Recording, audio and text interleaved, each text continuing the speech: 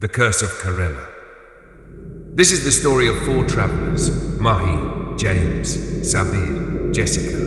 They came searching for answers, but what they found was a curse that never dies.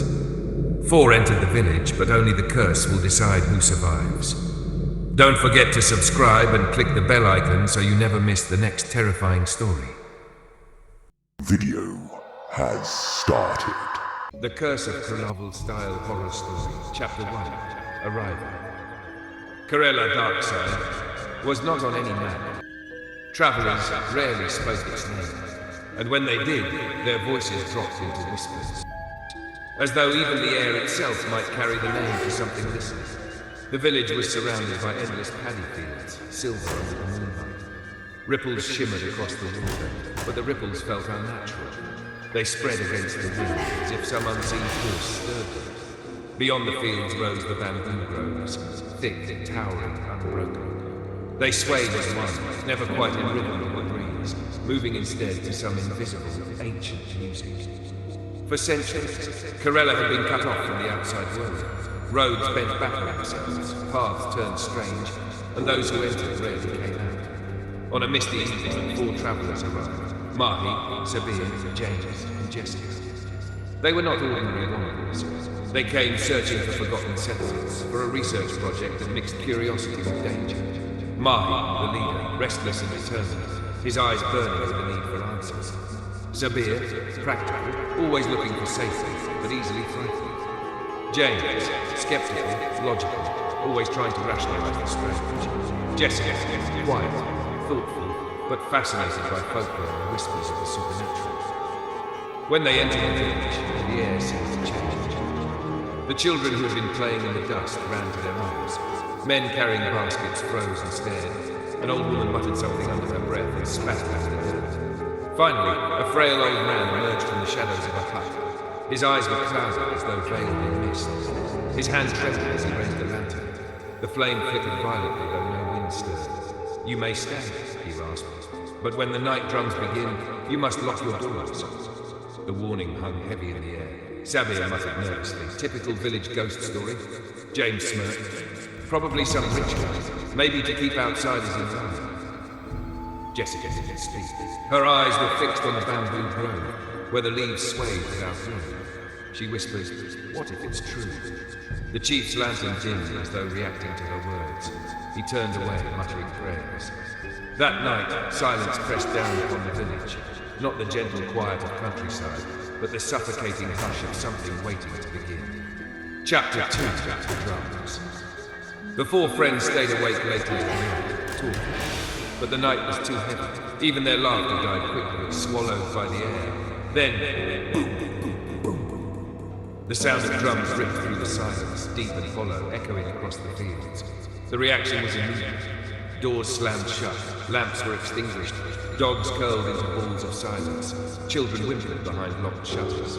The four friends froze. Through a crack in their window they saw shapes moving in the mist. Tall, thin, too tall.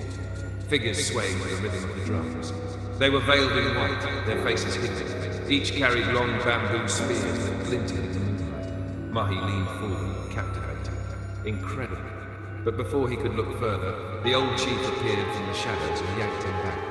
His voice was a hiss of terror. "Do not look. If they see me, none of them will ever live." Mahi's heart hammered. He wanted to argue, but the fear in the chief's clouded eyes silenced him. The drums continued. Low chanting seeped from the bamboo groves, a language too old to understand. None of the four slept. Chapter 3. Forbidden Grove days passed, but the fear only grew sharper. The village lived in silence during the day and terror at night. Mahi's curiosity grew unbearable. "We need answers," he said one evening, slamming his notebook shut. James agreed, though for different reasons. "Photographs, notes, proof. If this is an ancient ritual, we'll be the first to document." Sabbir's hands shook as he replied, "We should leave. I don't care about your project. This place isn't right." But Jessica, eyes distant, whispered, "I need to see the grove." Against better judgment, they set out one evening toward the bamboo forest. The closer they came, the heavier the air became. No birds sang, no crickets chirped. Even the breeze refused to enter the grove. Inside, the bamboo stood in endless walls, trapping sound and light. After what felt like hours, they stumbled into a clearing. At its center stood a stone altar. Dried blood stained its surface. Around it lay shattered masks, broken spears and bones. Human bones, Jessica gasped. Sabbir fell to his knees, trembling. James muttered, impossible. Then, boom! The drums began again. Figures emerged from between the bamboo, tall, faceless, whispering. One lifted its veil. Where a face should have been, there was only a void, darkness deeper than night itself. Jessica screamed. Sabbir was paralyzed. James whispered, it can't be real. The faceless leader raised a hand. It pointed directly at them. The chanting grew louder. The grove seemed to close in. They ran, branches whipped at their faces. The drums followed, beating like a second heartbeat. They didn't stop until they stumbled back into the village. The chief was waiting. His face was pale. You went into the grove, he whispered. Now they have seen you. You belong to the village. Chapter 4. The Curse of Karella panic consumes them. James argued, we can leave. Roads go both ways, don't they? But the next morning, every path they took twisted back to the village square. No matter which direction they walked, they always returned to the same place.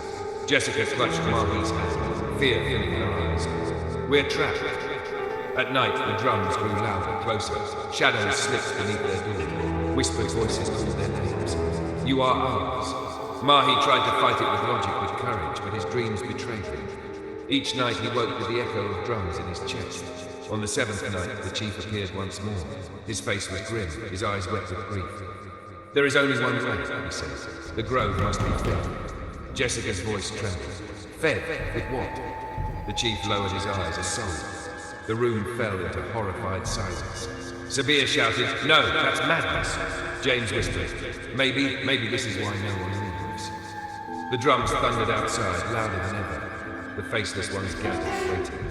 Mahi looked at his friends. Fear and desperation twisted inside him. He wanted to survive. Jessica saw it in his eyes.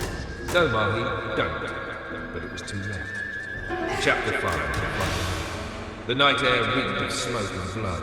Sabbir struggled as Mahi dragged him toward the grove. Please, don't do this! We're friends! Jessica screamed, clawing at Mahi. But James held her back. His voice was cold. It's the only way. The drums grew faster. The faceless ones circled the altar, whispering. Mahi forced Sabbir onto the stone. Sabbir's cries echoed into the trees. Then, silence. The faceless ones lowered their heads. The drums stopped. The chief's voice carried through the grove. You are one of us now. Mahi gasped. He clutched his chest. A faint drumbeat echoed inside his body. Jessica stared at him, betrayal and grief in her eyes. James stood pale, horrified by his own complicity. But then, the drums started again. Not outside, not from the grove, from within Mahi's chest. Boom, boom, boom. Jessica stepped forward, her fear replaced by fury. Her voice rang through the grove. You betrayed me, but if the grove demands a soul, I'll burn the grove itself. The faceless ones shuddered. The bamboo groves trembled. For the first time in centuries, someone dared to defy the curse. The air split with a roar as fire sparked in Jessica's hand, born not of matches, but of sheer will. The villagers screamed. The faceless ones wailed. The drums pounded like thunder, and in the heart of Karella, the curse trembled. Would fire end it, or would it only awaken something older, hungrier? The answer lay in flames rising against the night sky.